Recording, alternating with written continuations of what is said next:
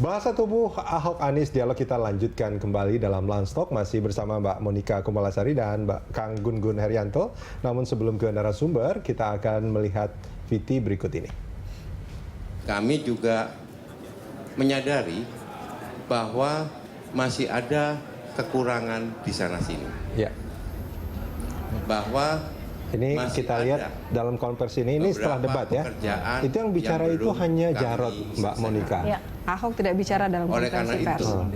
Oleh karena itu, ke depan beberapa pekerjaan yang dan belum tadi agak kami banyak selesaikan gerakan tangan Ahok ya, Mbak Monika. Mudah-mudahan dari debat sementara ini warga Jakarta bisa yang berbicara itu pertama Anies ya. Fokus kami tapi terus juga Sandi juga ikut utama yaitu bicara di sini. Lapangan kerja dan kami ini kalau saya pernah ketemu sama Sandi, dia mengatakan bahwa hubungan mereka berdua ini seperti bromance katanya. Bromance, oke. Bromance ya, gitu. Nah, kalau dari Mbak Monika melihat konversi itu bagaimana? Ya, bukan hanya ini, tapi dalam beberapa kesempatan memang Jarod lebih diarahkan untuk berbicara kepada publik. Karena sebetulnya backstage-nya adalah kembali lagi sebagai apa yang disebut dengan baseline atau aslinya tuh sebetulnya Ahok kan memang orang tidak bisa berbicara dengan penuh empatically, dia hanya bisa sesuatu bekerja, melihat korupsi, dia akan bilang ini korupsi gitu kan. Jadi ini sebetulnya sebuah langkah perbaikan daripada masyarakat juga akhirnya sakit hati gitu, karena bahasa apa namanya retorika juga dia tidak kurang menguasai gitu ya, hanya bekerja gitu. Jadi yang seperti ini karena mereka menyadari ya, sehingga memang Jarod ini adalah tokoh yang paling tepat sebetulnya untuk menyampaikan ini kepada masyarakat. Jadi sebenarnya kalau urusannya adalah keluar berhubungan dengan masyarakat gitu, memang paling tepat Jarod, dan mereka udah ada bagi-bagi porsi dulu nih, ya mana yang harus berhubungan masyarakat dengan mana yang harus internal di dalam. Oke. Dan kemudian tadi Mbak Dora mengatakan ada bahasa tubuhnya yang tangannya beberapa kali melipat baju. Ini dari ilmu yang dipelajari, yang kami pelajari scientific, hal seperti ini yang disebut dengan manipulator. Tetapi ini bukan ini paling less tidak perlu diartikan karena nggak ada artinya. Ini nggak ada artinya, jadi nggak usah kita berpanjang lebar menghabiskan waktu gitu ya. Dengan dia lihat kok masih kayak gini atau dia garuk-garuk, itu nggak ada artinya. Nggak ada artinya. Ada, itu sangat less dibandingkan dari semua ada 3 level dari body language, ini nggak ada artinya. Gitu. Ya memang dia yang benerin lah biasa aja gitu, tidak ada artinya. Terus kemudian kita lihat dari Anies Sandi ya, mereka memang kedua broman ini membagikan fungsinya fungsi role-nya dengan sangat baik gitu ya. Jadi karena dua-duanya juga pintar gitu ya, artinya menguasai bagaimana teknik berkomunikasi kepada massa yang lebih baik gitu ya. Ini baik sekali mereka sudah menunjukkan ini. Dan penguasaan emosi kalau saya lihat, kalau dari kebocoran ya, kalau ini kan saya bicara sekarang mengenai Anies sama Sandi ya. Sandi ini lebih menguasai secara emosional, lebih cerdas emosi dibandingkan dengan Anies. Jadi kita sendiri bisa melihat tanpa ilmu aja masyarakat tahu kan, ya bagaimana orang akhirnya end up-nya tuh dia sih perasaan nyaman terhadap melihat orang tersebut, gitu ya. Kemudian dia juga mau untuk mengakui mengenai Pak Jarod, Anda kan sebetulnya udah pengalaman, jadi harusnya Anda cocok jadi gubernur, tapi kalau tidak, jadi seperti anak muda yang lebih tua ya, dia mengakui menghormati orang lebih tua, menghormati, termasuk dengan meminjam itu ya, gambar yang dimiliki oleh saya sih tidak melihat apa-apa, tapi hubungan yang memang seharusnya seperti itu kan, supposed to be. Aku punya programnya baik atau gambarmu lebih baik, terus kemudian bahkan ketika mau menjawab soal gudang-gudang pangan yang akan dibangun, dikasih sama Ahok ini data, terus sama Sandi dibilang itu kopeannya ya katanya. Itu kan sampai ada bahasa tubuh yang dilihat. Itu cara mencairkan suasana begitu. Jadi sebenarnya tidak apa-apa walaupun dibilang kepean, nggak perlu tersinggung kan. Dan sama Jarod pun malah ditunjukin gitu kan. Atau pinjam alat bantu peraganya gitu. Kita lebih nyaman sebetulnya melihat yang seperti itu. Ya, jadi penguasaan emosi Sandi dan Anies kita lihat Sandi lebih bisa menguasai emosi. Oke, kalau Ahok Jarot kelihatannya yang lebih. Oh iya. Ya, oke. Kang Gun Gun, ini menarik sebetulnya kalau kita melihat debat dan juga konferensi pers itu, sebetulnya kan secara langsung, bahkan saya katakan bukan secara tidak langsung, mereka ini kan berupaya untuk menggait pemilih gitu kan ya, untuk pemilih mereka. Dari cara mereka melakukan konferensi pers itu mana kira-kira yang lebih menarik bagi audiens, Kang Gun Gun? Kalau press conference itu pasangan Ahok Jarot, kenapa kemudian memasang Pak Jarot dan statement yang keluar adalah kami belum maksimal, ya ada plus minus, ya ada kekurangan gitulah kira-kira. Intinya bahwa menunjukkan bahwa tidak sempurna, akan ada perbaikan-perbaikan gitulah kira-kira ya. Ini kan menunjukkan proses komunikasi persuasif yang menyasar pada kelompok psikologis dan kelompok sosiologis. Sementara Ahok di panggung itu dengan data misalnya soal transportasi, soal rusun, soal reklamasi yang kemudian dia kasih banyak data itu untuk menyasar pemilih rasional yang pertimbangan karena egosentris, sosiotropik, kemudian juga prospektif. Ini 3 variabel yang penting bagi pemilih rasional. Yang egosentris itu soal, saya kalau memilih Anda itu kira-kira untuk saya apa? Keuntungannya apa? Keuntungannya apa? Sosiotropik itu biasanya menganalisis kondisi sosiologis, kondisi ekonomi, kondisi kesejahteraan, kondisi macam-macam yang jadi pertimbangan seseorang akan memilih. Anda punya program nggak nih untuk hal-hal ini gitu kan? Hal prospektif kira-kira penyelesaian atau solusi yang mereka tawarkan seperti apa? Nah, hal-hal seperti ini kan biasanya adalah pertimbangan pemilih rasional.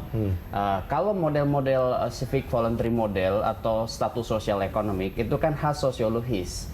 Jadi kalau kita bicara aspek sosiologis itu yang disasar biasanya dengan pernyataan yang mudah, menarik tadi empati, simpati. Kalau yang psikologis itu identifikasi bahwa Anda tuh sepertinya kandidat saya, karena saya merasa terlibat gitu dengan pernyataan Anda, dengan program Anda yang menyasar psikologi saya gitu kira-kira. Kalau dari Anies Sandi itu gimana melihatnya? Mereka berdua-dua juga berkesempatan untuk. Iya, kalau statement mereka berdua sepertinya tidak kemudian dalam konteks itu gitu ya. Jadi mungkin merasa sudah cukup selesai di panggung, sehingga lebih pada hal-hal yang sebenarnya datar-datar aja di press conference ya. Berbeda dengan press conference-nya Anies di waktu debat ketiga. Itu jelas message ya bahwa hanya Allah yang bisa membolak-balikkan hati. Itu pesannya menyasar pemilih yang ikatan primordial. Pemilih-pemilih identitas gitu ya. Ini namanya trik mobilisasi sosial melalui pernyataan persuasif. Dan itu yang disasar adalah primordial. Gitu. Nah, kalau kita melihat kan itu Anies sama Sandi dalam kompres itu mereka dikasih kesempatan untuk bicara masing-masing gitu ya. Mungkin nggak masyarakat akan melihat kalau misalkan di sisi Ahok Jarot, loh kok yang bicara Jarotnya gitu. Jangan-jangan nanti Jarotnya yang dalam tanda kutip kita pernah punya real presiden pada zaman SBY dan JK pada saat itu. Saya melihat nggak seperti itu. Saya sih melihat karena 2 hal ya. Pertama konteks, kemudian content of message. Konteksnya sebenarnya karena Ahok itu tidak terbiasa dengan tadi bahasa verbal, retoris yang kecenderungannya itu persuasif. Apa yang dikhawatirkan kalau misalnya Ahok ikut bicara di konferensi ketiga, malah nggak perlu lah, udah banyak tadi bicara kan gitu kan. Pernyataannya eksplisit. Nah itu mungkin waktu closing pada saat press conference itu tidak terlalu bagus untuk publik. Karena kan pemimpin itu diharapkan mengayomi, pemimpin itu lebih menjaga yang harmoni gitu ya di muka publik. Terutama pada statement yang dipublish, didengar, dilihat oleh banyak orang. Dan gitu. sementara Pak Ahok itu tidak bisa menunjukkan hal itu. Dan itu memang sangat gaya Ahok banget gitu. Jadi kalau dia kan kerja, tidak terbiasa basa-basi, maka kemudian press conference kemarin diambil alih oleh Pak Jarot. Itu pengalaman menurut saya dari debat press conference debat ketiga tuh. Jadi belajar dari pengalaman sebelumnya ya. Karena kan kalau rame gitu pertanyaan waktu inget gak waktu press conference ketiga? Nggak perlu lagi ya pertanyaan katanya gitu ya. Terus press conference-nya selesai. Beda dengan waktu timnya Anies Sandi dan EF ya didampingi timnya. Pak E pun bicara kan bertiga waktu itu, masih ingat ya. Dan itu benar-benar dimanfaatkan untuk berkomunikasi dengan publik melalui pernyataan yang tadi menyasar pemilih sosiologis. Mbak Monik, ini pilihan Ahok tidak berbicara di konferensi pers itu sudah tepat. Artinya ada nilai-nilai yang harus dia jaga begitu. Iya. Jadi artinya mereka dari waktu ke waktu mereka melakukan perbaikan gitu ya. Mereka melakukan introspeksi. Kalau saya melihat dari sisi itu. Hanya di sini ya, kalau kita lihat kan di debat 1, 2, 3 ya, Pak Jarod tidak pakai kopiah. Baru kali ini pakai. Terus kemudian Anies Sandi tetap ya pakai gitu. Nah, saran saya adalah nih supaya masyarakat juga tahu bahwa peci atau kopiah adalah budaya Indonesia, tidak ada kaitannya dengan identitas agama tertentu. Jadi ada baiknya sebetulnya Pak Ahok juga pakai. Tapi Pak Ahok memang pakai waktu ketemu Raja Salman kan gitu. Tetapi ketika debat seperti ini, saya sarankan agar semuanya seragam dengan lebih enak, tidak ada perbedaan. Nah, kalau seperti ini kan orang bilang, kok dari tiga-tiganya pakai tapi satu enggak ya? Ya, itu saran saya karena supaya masyarakat juga tahu bahwa kopiah atau peci itu adalah identitasnya Indonesia. Meskipun masyarakat banyak yang tidak paham itu, malah menganggapnya peci itu adalah identitas tertentu kan. Inilah yang masyarakat harus diedukasi. Karena ini peninggalan dari Bung Karno. Ya, bangga sekali dengan menggunakan kopiah atau peci ini bahkan di level internasional. Dan harusnya agak miring sedikit dong ya. Karena Bung Karno kan agak miring. Ya.